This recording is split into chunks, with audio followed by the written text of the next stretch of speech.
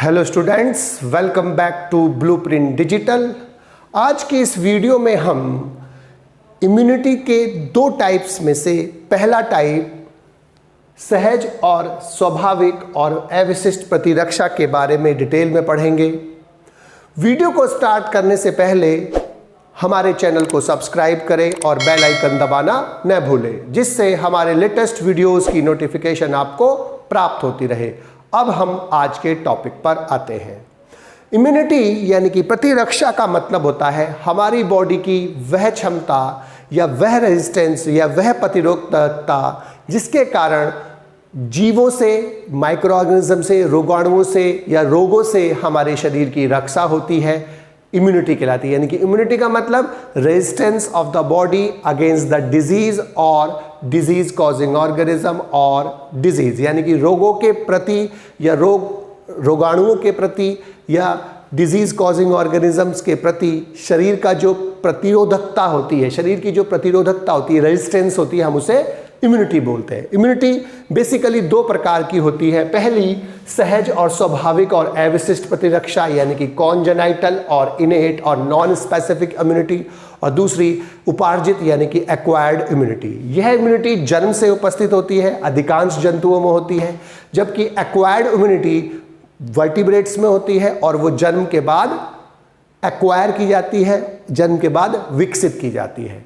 आज की इस वीडियो में हम इस प्रकार की इम्यूनिटी को डिटेल में पढ़ेंगे। तो सहज और स्वाभाविक और अविशिष्ट प्रतिरक्षा वह प्रतिरक्षा होती है, वह इम्यूनिटी होती है जो प्राकृतिक होती है और जन्मजात होती है। सभी जीवों में वो सामान्यतः उपस्थित होती है और जैसे ही शिशु जन्म लेता है उसके बचपन से ही जन्म लेते ही उसमें वो इम्यूनिटी उपस्थित होती है। दूसरा, ये जो इम्यूनिटी है किसी विशेष रोग के प्रति प्रतिरोधकता प्रदान नहीं करती, यानी कि किसी विशेष रोग से नहीं बचाती, बल्कि सभी प्रकार के रोगों से सुरक्षा करती है और सभी प्रकार के रोगों से बचाने का प्रयास करती है। इसीलिए इसको अविशिष्ट यानी कि नॉन स्पेसिफिक इम्यूनिटी बोलते हैं, यानी कि सभी प्रकार के रोगों से बचाने का प्रयास करती है।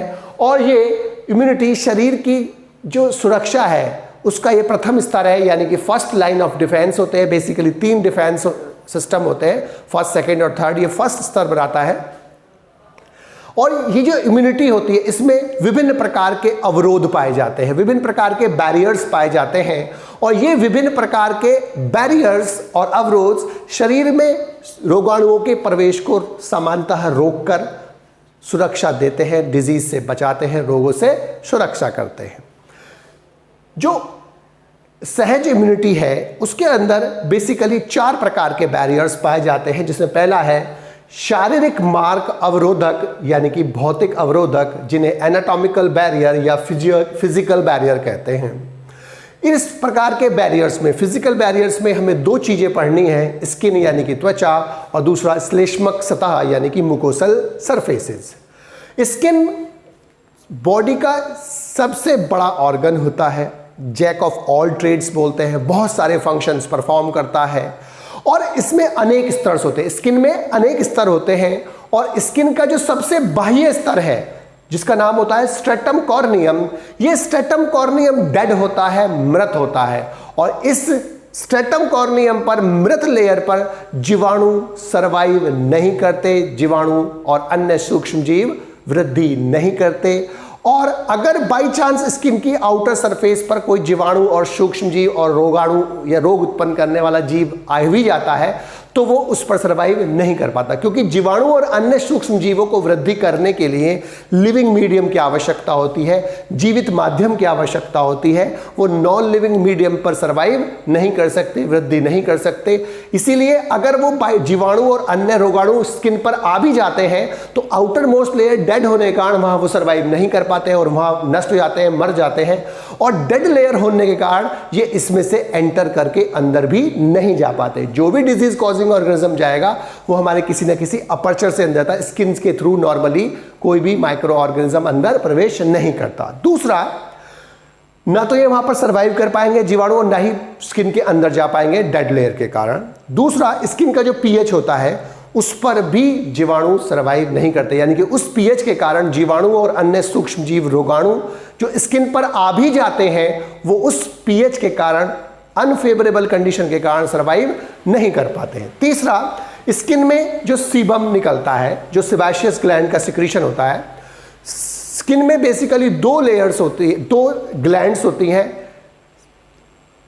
स्वेट ग्लैंड स्वेट सिक्रीट करती हैं, और दूसरा सेबाशियस ग्लैंड जो सीबम यानी कि एक तैलीय सब्सटेंस सिक्रीट करती है, जिसे सीबम बोलते हैं। सीबम में ऐसे सब्सटेंसेस प्रेजेंट होते हैं जो जीवाणु को मारते हैं, और अगर जीवाणु आ भी जाता है स्किन पर तो उस सीबम के कारण नष्ट कर दिया जाता है, मार दिया जाता है। दूसरा हमें पढ़ना है श्लेष्मक सतह यानी कि मुकोसल सरफेस, जो फूड पैसेज है और एयर पैसेज है, यानी कि भोजन की जो पैसेज है, रास्ता है, और जो वायु का जो रास्ता है, पैसेज है, उसमें श्लेष्मिका यानी कि म्यूकोसल लेयर प्रेजेंट होती है। म्यूकोसा से वो लाइंड रहता है, आस्थारित रहता है, यानी कि उसकी इंटरनल लेयर जो होती है वो म्यूकोसा होती है। लिनिंग का मतलब होता है बाह्य आंतरिक स्तर, जिससे वो बना हुआ होता है। इस म्यूकोसल सरफेस में दो चीजें उपस्थित होती हैं। एक तो म्यूकोसा सेल्स जो म्यूकस सिक्रीट करती है। म्यूकस एक म्यूकोपॉलीसैकेराइड होता है जो चिपचिपा सा सब्सटेंस होता है, और उसमें सीलिया यानी कि पक्षमाभ प्रेजेंट होते हैं। म्यूकोसल सेल का जो म्यूकोसा होता है वो रोगाणुओं को आपस में चिपका देता है, उस पर रोगाणु चिपक जाते हैं चिपचिपा सब्सटेंस होने के कारण, और सीलिया उनको वहां से दूर कर देता है, पैसेज से बाहर निकालने का प्रयास करता है। तो इस प्रकार से म्यूकोसल सरफेस के कारण म्यूकोसा से वो चिपक जाते हैं सूक्ष्मजीव, और सीलिया के द्वारा वो बाहर फेंक दिए जाते हैं। दूसरा बैरियर जो हमें पढ़ना है वो है कायिकी मार्ग अवरोधक यानी कि फिजियोलॉजिकल बैरियर। बॉडी का जो फंक्शनल एस्पेक्ट होता है हम उसको फिजियोलॉजी बोलते हैं। तो शरीर में अनेक फिजियोलॉजिकल यानी कि जो कायिकी कार्य होते हैं वो सूक्ष्म जीवों की वृद्धि के लिए प्रतिकूल वातावरण देते हैं, अर्थात उस वातावरण में जीवाणु और अन्य सूक्ष्म जीव सर्वाइव नहीं कर पाते, अर्थात उनके लिए वो अनुकूल वातावरण नहीं होता है, जिसके कारण उनकी वृद्धि, उनका जनन और उनकी जो फिजियोलॉजी है वो रुक जाती है, खत्म हो जाती है। अब सबसे पहला इसमें हमें पढ़ना है बुखार यानी कि फीवर। फीवर का मतलब क्या है कि माइक्रो ऑर्गेनिज्म के अंदर जाने के बाद बॉडी अपने टेम्परेचर को बढ़ा देती है, और इस बढ़े हुए टेम्परेचर में जो नॉर्मल टेम्परेचर हमारा 37 डिग्री है उससे बढ़ जाता है, टेम्परेचर 38-39 डिग्री सेल्सियस टेम्परेचर हो जाता है। उस अधिक तापमान पर सूक्ष्म जीव सर्वाइव नहीं कर पाते, अर्थात उनके लिए वो तापमान उपयुक्त नहीं होता है, जिसके कारण उनकी मृत्यु होने लगती है और डिजीज नहीं होती है। दूसरा है शरीर का पीएच ऑफ द बॉडी। शरीर के विभिन्न भागों में जो जैसे ओरल कैविटी है, मुख गुहा, स्टमक और वजाइना यानी कि योनि, उनमें नॉर्मली एसिडिक पीएच होता है, और इस एसिडिक पीएच में सूक्ष्म जीव यानी कि जो माइक्रोब्स हैं, जो रोगाणु हैं, जीवाणु आदि हैं, वो सर्वाइव नहीं कर पाते। उनके लिए वो पीएच टॉक्सिक हो जाता है, उनके लिए वो पीएच जो होता है अनसुटेबल होता है, अनुपयुक्त होता है, जिसके कारण वो मरने लगते हैं, जिससे डिजीज नहीं होती है। तीसरा है स्राव्स यानी कि सिक्रीशन।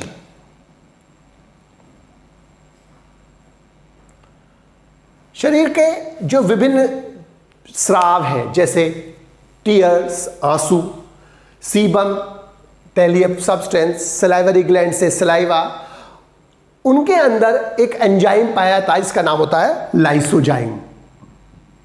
ये लाइसोजाइम जीवाणुओं को नष्ट करता है, और शरीर के अंदर पहुंचे जीवाणु को नष्ट करने से वो रोग उत्पन्न नहीं कर पाते हैं। इसके बाद इंटरफेरॉन, बहुत ही इंपॉर्टेंट टॉपिक है इंटरफेरॉन।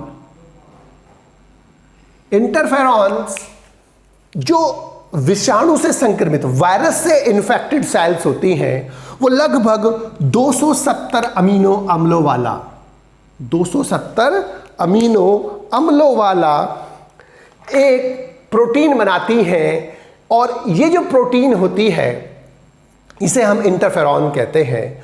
इंटरफेरॉन का काम क्या है कि ये विषाणु संक्रमित सेल्स से, वायरस इन्फेक्टेड सेल्स के जो समीप के एडजेसेंट बराबर की सेल्स होती हैं, उन सेल्स को विषाणु के संक्रमण से बचाती हैं। अर्थात जो सेल विषाणु से संक्रमित हो गई वो तो मर ही गई, उसका तो मृत्यु निश्चित हो गई है, लेकिन उसके आसपास की सेल्स को बचाने के लिए वायरस से संक्रमित सेल्स 270 अमीनो अम्लों वाली एक प्रोटीन बनाते हैं जिसे इंटरफेरॉन कहते हैं। और इस इंटरफेरॉन की सहायता से जो विषाणु से संक्रमित सेल्स के बराबर की सेल्स हैं उनकी सुरक्षा होती है। और ये प्रोटीन इंटरफेरॉन्स इन समीपस्थ सेल को, जो वायरस संक्रमित सेल्स के बराबर की जो सेल्स हैं, उनको अनुवादन संनमन प्रोटीन यानी कि ट्रांसलेशन इनहिबिटरी प्रोटीन TIP स्रावित करने के लिए प्रेरित करता है कि आप ये वाली प्रोटीन बनाओ।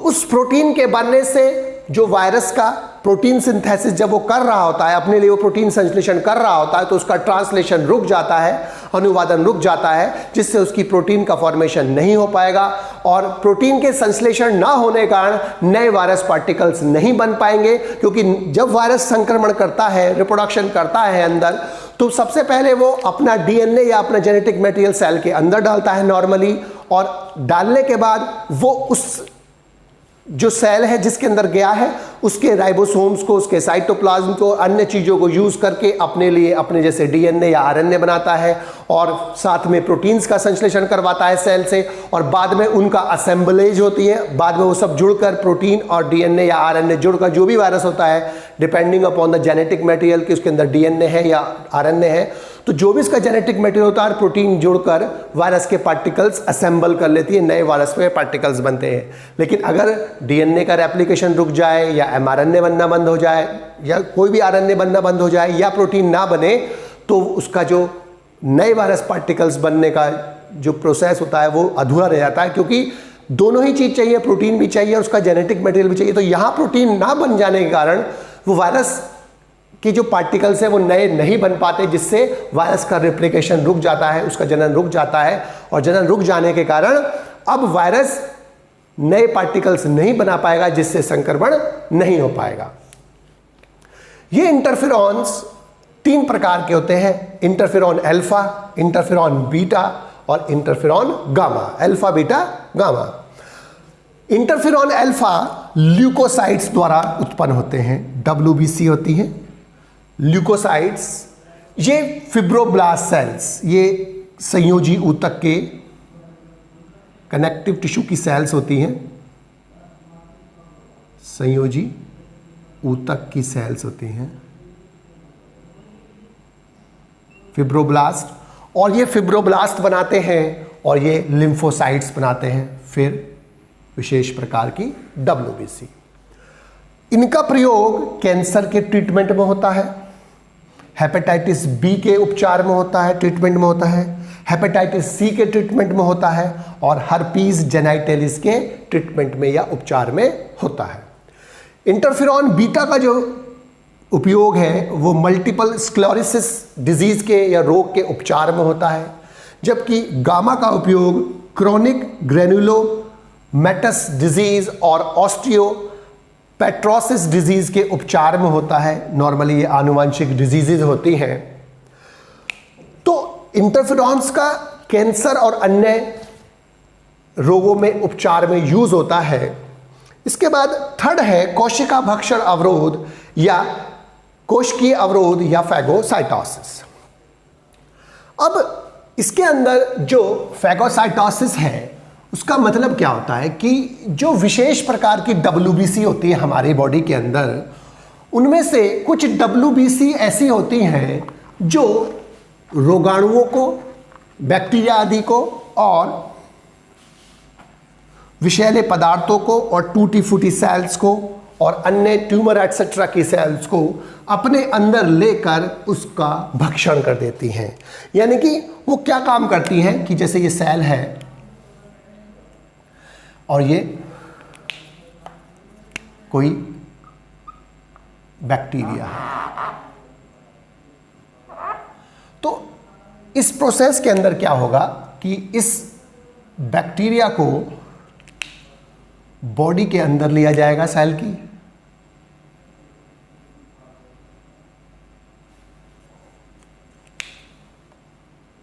और इस पर लाइसोसोमल एंजाइम छोड़ दिए जाएंगे और लाइसोसोमल एंजाइम इस बैक्टीरिया को या डिजीज कॉजिंग ऑर्गेनिज्म को डाइजेस्ट कर देगा, उसका पाचन कर देगा, उसको नष्ट कर देगा और शरीर के अंदर उसकी रक्षा हो जाती है। शरीर में वो अब जनन नहीं कर पाएगा, अब वो संक्रमण उत्पन्न नहीं कर पाएगा। तो यानी कि जो न्यूट्रोफिल्स और मोनोसाइट्स दो इंपॉर्टेंट है, कौन सी?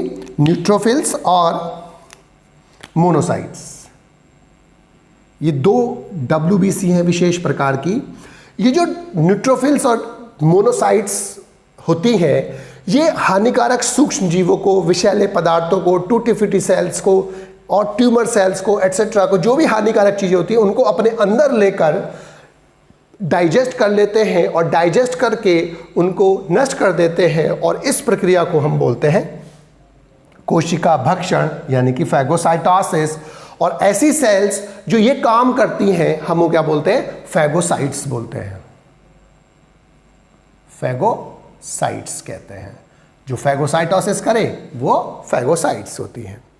अब जो मोनोसाइट्स होती हैं, ये मोनोसाइट्स कणिका पारण यानी कि डायपेडेसिस के द्वारा ऊतकों में पहुंच जाती है। डायपेडेसिस में क्या होता है कि जैसे ये ब्लड वेसल है, इसके अंदर ये WBC है, तो अब क्या होता है, डायपेडेसिस से पहले इनका वैसोडाइलेशन होता है और वेसल्स जो होती है वो फैल जाती है, उसका फैलाव होता है, विस्तारण होता है।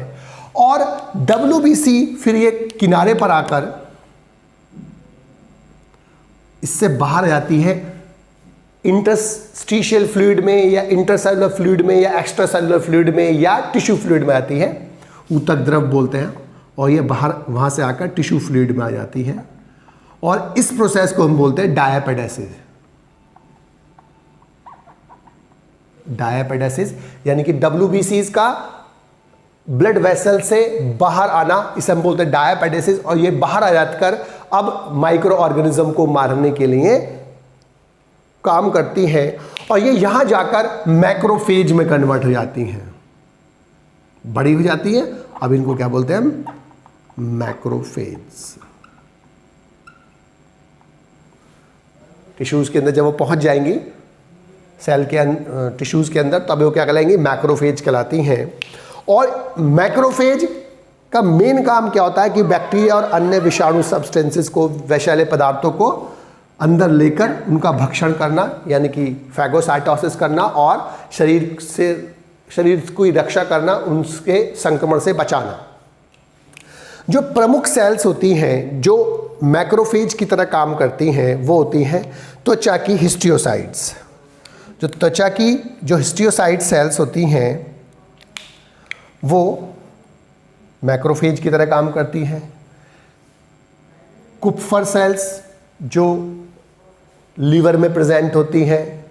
तंत्रिका ऊतक की माइक्रोग्लिया सेल्स मैक्रोफेज की तरह काम करते हैं। और बहुरूपी केंद्रकीय ल्यूकोसाइट न्यूट्रोफिल्स जो PMNL कहलाती हैं। और इसके अलावा भी अनेक प्रकार की सेल्स ऐसी होती हैं जो फैगोसाइटोसिस करके शरीर की सुरक्षा प्रदान करती, शरीर को सुरक्षा प्रदान करती हैं और जीवाणु या किसी भी रोगाणु को, विषैले पदार्थों को अंदर लेकर उनको इंजेस्ट कर देती हैं। अब जो चौथा बैरियर है वो है शोथ बैरियर, शोथ अवरोध।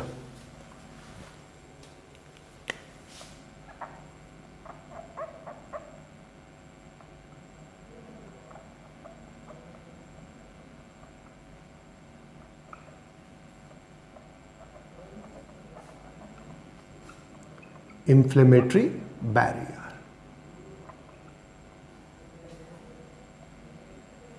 अब इंफ्लेमेटरी बैरियर का मतलब क्या है कि अगर बॉडी में चोट लगती है, बॉडी कहीं से जल जाती है, बहुत ज़्यादा गर्मी होती है, विष पदार्थ अंदर चले जाते हैं या कोई हानिकारक सूक्ष्म जीव हमारी बॉडी में प्रवेश कर जाता है, तो प्रवेश करने के कारण जो हमारे ऊतक डैमेज होते हैं, तो डैमेज होने के बाद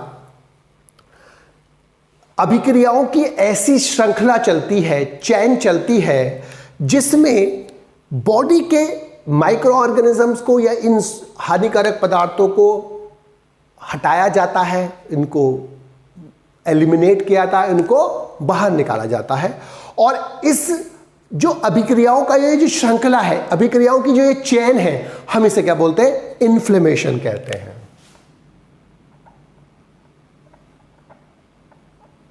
यानी कि शोथ कहते हैं, इन्फ्लेमेशन। यानी कि चोट लगने से या डिजीज कॉजिंग ऑर्गेनिज्म के अंदर जाने से या किसी भी कारण से जो लोकल रेस्पॉन्स होता है टिश्यूज का, क्षतिग्रस्त टिश्यू के अंदर जो लोकल रेस्पॉन्स होता है, उससे अभिक्रियाओं की एक चैन चलती है, श्रृंखला चलती है। और अभिक्रियाओं की जो श्रृंखला होती है, इससे इसका पर्पस क्या होता है, इसका एम क्या है? जो जीवाणु है या जो कोई भी रोगाणु है उसको बॉडी से एलिमिनेट करना, बाहर करना। अब इसमें सबसे पहले क्या होता है? बेसिकली 4 चीजें होती हैं या 5 काम होते हैं। सबसे पहले लाल हो जाना, रेडनेस।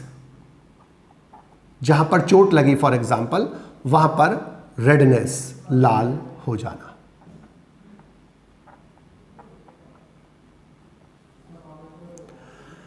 एक तो जहां पर चोट लगी है या कोई भी जलन हुई है या कोई भी चीज हुई है, तो वहां पर क्या होता है? रेडनेस आती है।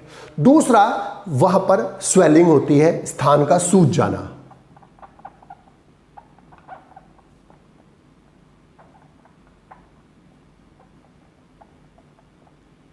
स्थान का उसका सूजना, जहां पर चोट लगी है वहां पर लाल भी होगा और सूजना भी होगा। इसके अलावा रिलीज ऑफ हीट, हीट निकलेगी।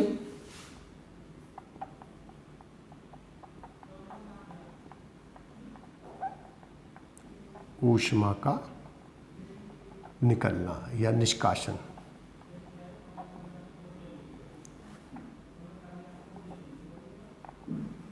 चौथा, इसके साथ साथ बहुत ज्यादा दर्द होगा और चोट लगे हुए स्थान का कम क्रियाशील होना, दर्द यानी कि पेन। और 5वां, चोट स्थल का कम क्रियाशील होना। अब होता क्या है कि जैसे ही चोट लगती है या माना कोई भी घटना घटी, चोट लगी या जला, तो चोट लगने के बाद और उसके बाद तो जो डैमेज्ड टिश्यू है उसके अंदर सेल्स होती है मास्ट सेल्स।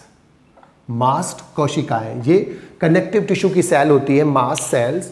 तो ये मास्ट सेल अब बेसिकली 2 चीजें सिक्रीट करती हैं, एक तो हिस्टेमाइन और प्रोस्टाग्लैंडिन, पीजी, प्रोस्टाग्लैंडिन। हिस्टामिन एक अमाइन होता है, जबकि ये लिपिड होता है। तो जो हिस्टामाइन है और प्रोस्टाग्लैंडिन, अब ये जो प्रोस्टाग्लैंडिन रिलीज होता है और जो हिस्टामिन सीक्रेट होता है, ये एलर्जिक कंडीशन में भी रिलीज होते हैं। अब जो सारे चीजें हो रही हैं, उन सब का कारण क्या है? कि जो रेडनेस है वो वैसोडाइलेशन के कारण होता है। किसके कारण है? वैसोडाइलेशन।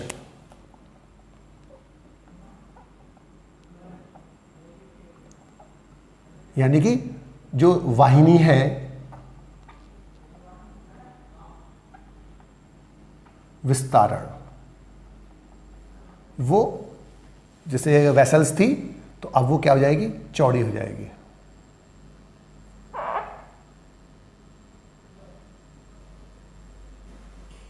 इसको बोलते हैं वैसोडाइलेशन, यानी कि रुधिर वाहिनी का, ब्लड वेसल्स का फैलना, विस्तार होना। तो जो हिस्टामिन है उससे क्या होगा कि वैसोडाइलेशन होगा और वैसोडाइलेशन से क्या होगी? रेडनेस होगी। तो पहला जो रेडनेस है वो किसके कारण है? हिस्टामिन सिक्रीट हुआ, हिस्टामिन ने वैसोडाइलेशन करा और वैसोडाइलेशन होने से अब रेडनेस आ गई। दूसरा, स्वेलिंग जो है उसमें क्या होता है कि जो प्लाज्मा है, ये जो द्रव है, वो एक्यूमुलेट होगा। इसका कारण क्या है? प्लाज्मा का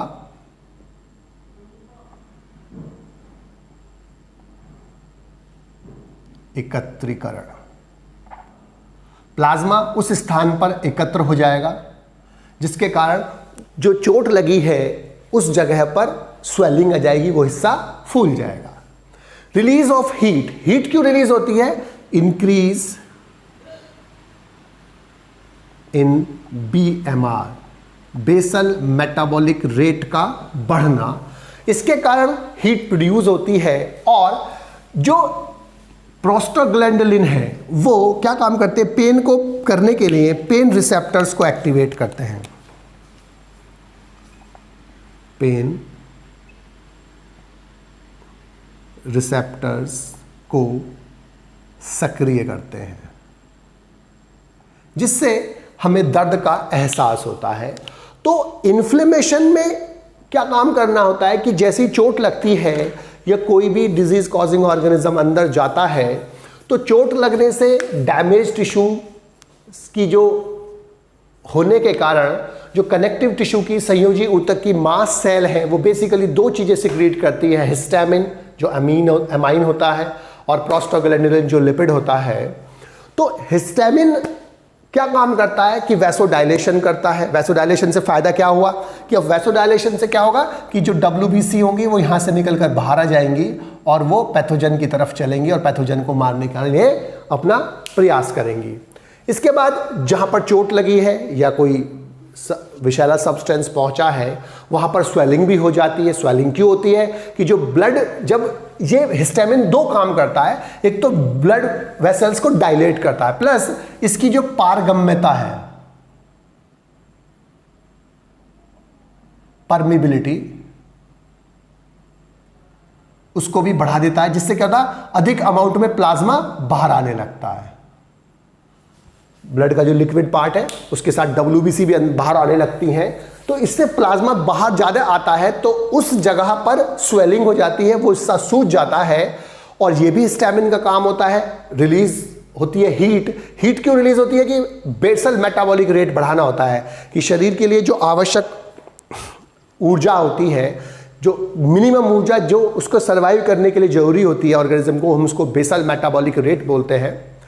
और पेन जो होता है वो पेन इसलिए होता है कि जो प्रोस्टाग्लैंडिन होते हैं वो हमारे पेन के जो रिसेप्टर्स होते हैं, दर्दग्राही, जो हमें सूचना पहुंचाते हैं ब्रेन में कि हमें कोई दिक्कत हुई है, उन्हें हम पेन रिसेप्टर्स बोलते हैं। वो पेन रिसेप्टर्स एक्टिवेट कर देता है, सक्रिय बनाता है, जिससे हमें दर्द होता है। तो इन्फ्लेमेशन से क्या होगा कि इन्फ्लेमेशन से अब WBC बाहर निकलेंगी, बाहर निकलकर वो पैथोजन की तरफ जाएंगी और पैथोजन को मारने का प्रयास करेंगी।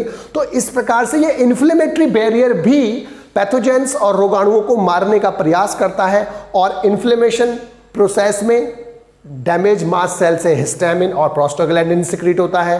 हिस्टामिन के कारण ही अधिकांश क्रियाएं होती है। रेडनेस होती है क्योंकि प्लाज्मा बाहर जा रहा है, स्वेलिंग होती है क्योंकि प्लाज्मा बाहर ज़्यादा आ गया है, वैसोडाइलेशन करता है हिस्टामिन, हीट रिलीज होती है और पेन रिसेप्टर हमें पता चलता है कि हमें कोई दिक्कत हो गई। वरना में कभी कभी कोई जैसे ऑर्गेनिज्म काट लेता है तो हमें पता भी नहीं चल पाता, उसको कोई टॉक्सिक सब्सटेंस हमने हमारी बॉडी में उसने एंटर कर दिया, जैसे हनी बी ने काट दिया या वैस्प ने, तो हमें पता भी नहीं चलता अगर पेन रिसेप्टर हमारे एक्टिवेट ना होते। लेकिन जैसे ही कोई हमारे मधुमक्खी ने या वैस्प ने काटा, ततैया ने काट लिया, तो जो जैसे ही वो जहर अंदर गया, टॉक्सिक सब्सटेंस के वहाँ का जो टिश्यू थे वो डैमेज होने से वहाँ की जो मास सेल है उन्होंने हिस्टामिन और प्रोस्टाग्लैंडिन सिक्रीट किया। हिस्टामिन ने ये वाले काम करे, रेडनेस, स्वेलिंग, BMR बढ़ाए, और प्रोस्टाग्लैंडिन ने तुरंत क्या करे, हमारे ब्रेन रिसेप्टर्स को एक्टिवेट किया, जिन्होंने ब्रेन को इन्फॉर्मेशन पहुंचाई कि यहाँ पर गड़बड़ हुई है, और जिससे हम एकदम एक्टिव हो जाते हैं और अब जिसके प्रति जो भी एप्रोप्रिएट काम है हम वो करने लगते हैं। आज के इस वीडियो में बस हम इतना ही पढ़ेंगे। हमारी इस वीडियो को आप लाइक करें और अपने दोस्तों के साथ शेयर करें। यदि आपका कोई डाउट है तो आप हमें कमेंट करके बता सकते हैं। इस अध्याय को और अच्छे से पढ़ने और समझने के लिए आप चित्रा प्रकाशन की बुक एक्टिव जीव विज्ञान की सहायता भी ले सकते हैं।